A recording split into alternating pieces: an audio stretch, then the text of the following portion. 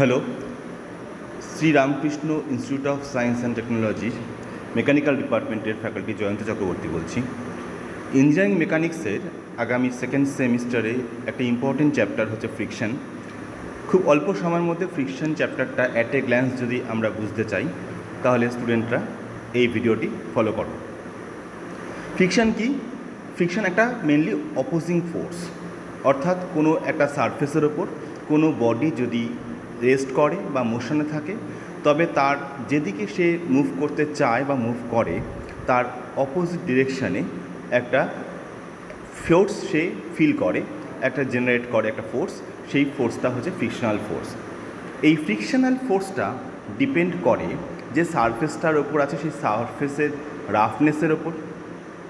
অর্থাৎ বডি যত সারফেস যত রাফ হবে তত ফ্রিকশনাল ফোর্সটা বেশি হবে।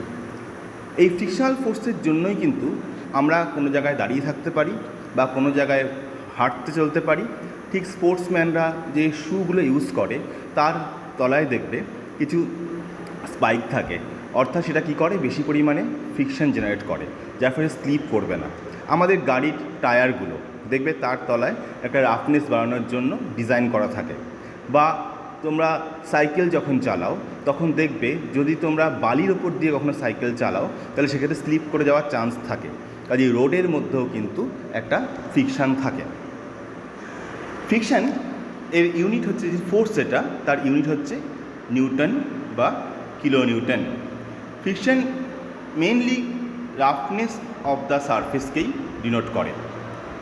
ফ্রিকশান ক রকমের, মেনলি আমি এক্সাম্পল দিলাম যে এই ফ্রিকশানের জন্য আমরা কোনো জায়গায় দাঁড়িয়ে থাকতে পারি অথবা কোনো জায়গায় চলতে পারি। আবার কোনো গাড়ির চাকা সে ঘুরে অর্থাৎ রোল করতে পারে। তো মেনলি ফ্রিকশন দু রকমের হয়, একটা স্ট্যাটিক ফ্রিকশন আর একটা হলো dynamic or kinetic friction. Static friction মানে অর্থাৎ কোনো একটা বডি যখন রেস্ট কন্ডিশনে রয়েছে, থেমে রয়েছে কোনো সারফেসের ওপর, তাহলে তার মধ্যে বডি এবং কন্ট্যাক্ট সারফেসের মাঝখানে যে ফোর্স ফ্রিকশানটা কাজ করছে তখন তাকে বলা হয় স্ট্যাটিক ফ্রিকশন। যেমন আমরা দাঁড়িয়ে আছি বা আমরা বসে আছি, সেখানে আমরা কখনো পড়ে যাচ্ছি না, তার মানে আমাদের কন্ট্যাক্ট সারফেসের সঙ্গে অ্যাজ অবজেক্টে সেখানে একটা সারফেসের একটা ফ্রিকশান কাজ করছে, এটাকে বলা হচ্ছে স্ট্যাটিক ফ্রিকশন। ঠিক যদি উল্টোটা হয়, অর্থাৎ বডি যদি কখনো মুভ করে, তাহলে সেক্ষেত্রে আমরা তাকে বলবো dynamic friction or kinetic friction.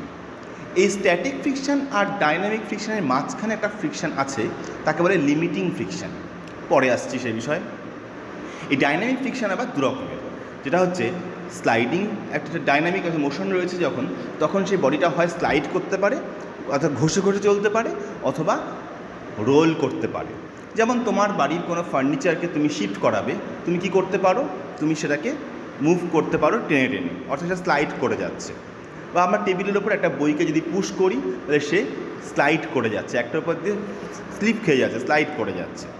আর কিন্তু যদি আমরা কোনো চাকা ইউজ করি, যেমন আমরা আগে সুটকেস ইউজ করতাম, এখন আমরা সেখানে কী ইউজ করি, ট্রলি ইউজ করি, তাহলে সেখানে হুইল রয়েছে, তাহলে সেই হুইলটা কী কাজ করছে, সেই হুইলটা রোল করছে। তাহলে ফ্রিকশন, কাইনেটিক ফ্রিকশন দু রকম, একটা স্লাইডিং ফ্রিকশন আর একটা রোলিং ফ্রিকশন। এটা প্রথমে মাথায় আসা উচিত যে রোলিং ফ্রিকশনটা বেশি অ্যাডভান্টেজেস, কারণ আমরা কিন্তু চাকাটাকে বেশি ইউজ করতে চাই। তার কারণ rolling friction is less than the sliding friction. এটা একটা ইম্পর্টেন্ট একটা কথা। তাহলে আমরা কেন হুইল ইউজ করি সেটা কিন্তু মাথায় রাখতে হবে। রোলিং ফ্রিকশন সবসময় স্লাইডিং ফ্রিকশনের থেকে কম হয়।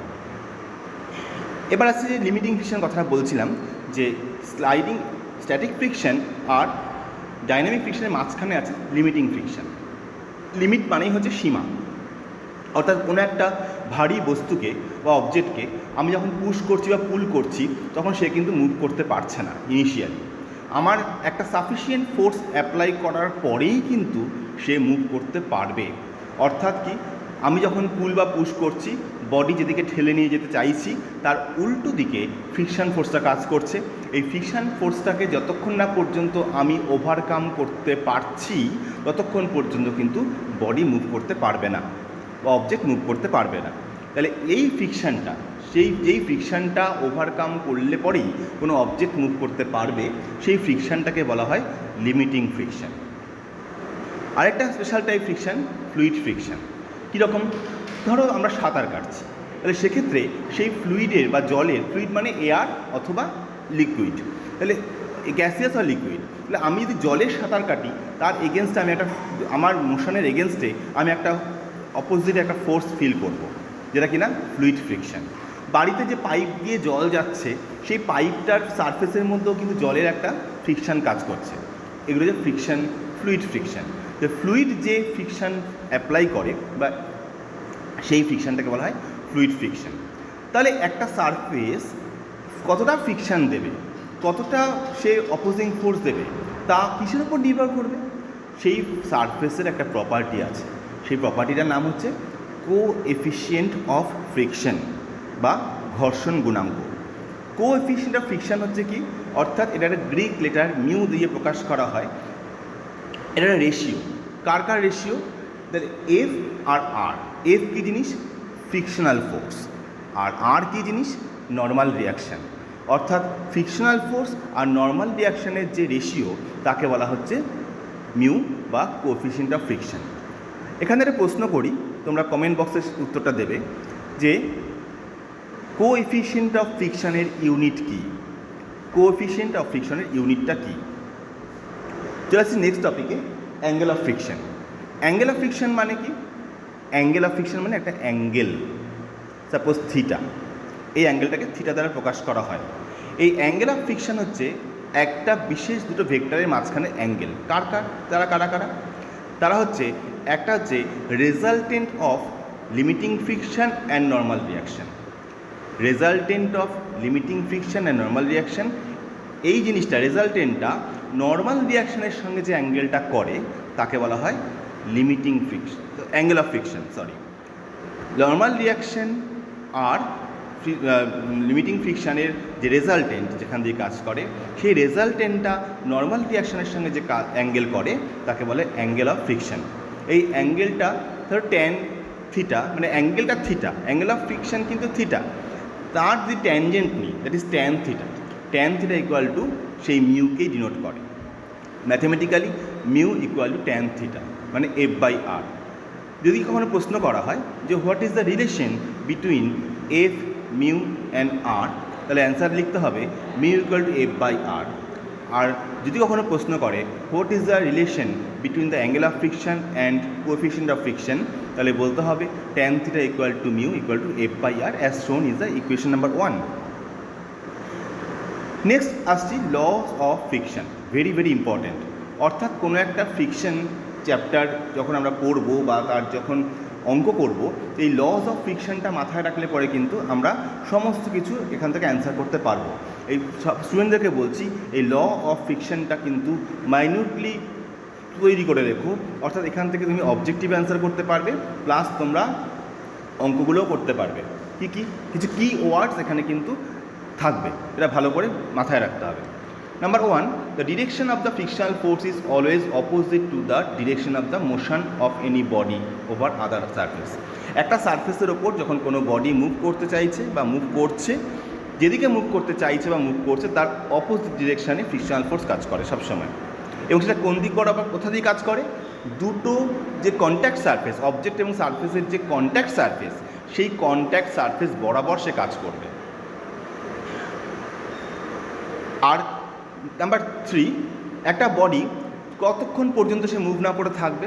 ফোর্স অ্যাপ্লাই করলেই সে কিন্তু মুভ করবে না, যতক্ষণ না পর্যন্ত সে লিমিটিং ফ্রিকশনকে ওভারকাম করছে ততক্ষণ পর্যন্ত সে মুভ করতে পারবে না।